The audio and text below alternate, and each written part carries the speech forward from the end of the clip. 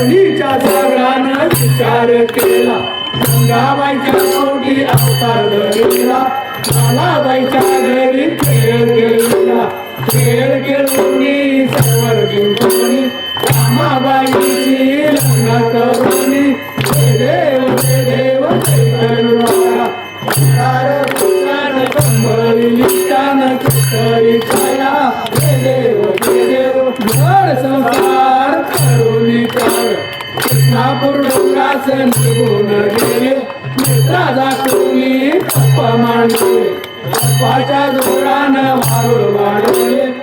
देव देव चैतन्य अंधार भूषान कंबळीच्यान केसरी छाया देव देव गुरगिरी नगरास दैत्य मारला रात्री बोलनात अत्याचार झाला तेव्हा विठ्ठलानं विचार केला बंधू आरण्यास उठवाया गेला देव देव चैतन्य अंधार भूषान कंबळीच्यान केसरी छाया देव देव गुरगिरी येऊन दैत्य मारला साऱ्या जगामध्ये आनंद झाला तुझा देवानी विचार केला शिवा बोला बंधू जोडाया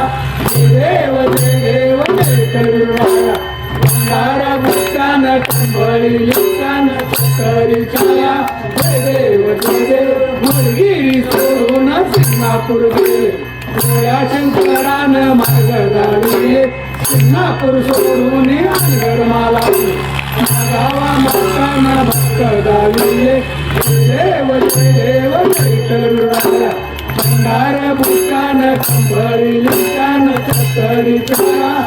देव देव दोघांना मिळून दंडवती गेले वेणू भक्ताला घेऊन आले अंजनीच्या कोरी भक्त बांधले देवा विठ्ठलानं सांगून दिले देव देव चैतन्य अंधार भूषान कंबळीच्यान केसरी छाया देव देव क्रमेने संसार करावा घरी अश्विन्या महिन्याला यात्रा तयारी तोरण माळाला रहिवास भारी कानाड्या बागाच्या दूध गाडी देव देव चैतन्य अंधार भूषान कंबळीच्यान केसरी छाया देव देव आलो रस्ता चालून भेट दिली नाही माझा देवानी म्हणून बसलो रुसून देऊला आणाया ढोलाची गाठी भक्त उजळची भंडार मूर्ती देव देव चैतन्य अंधार भूषान कंबळीच्यान केसरी छाया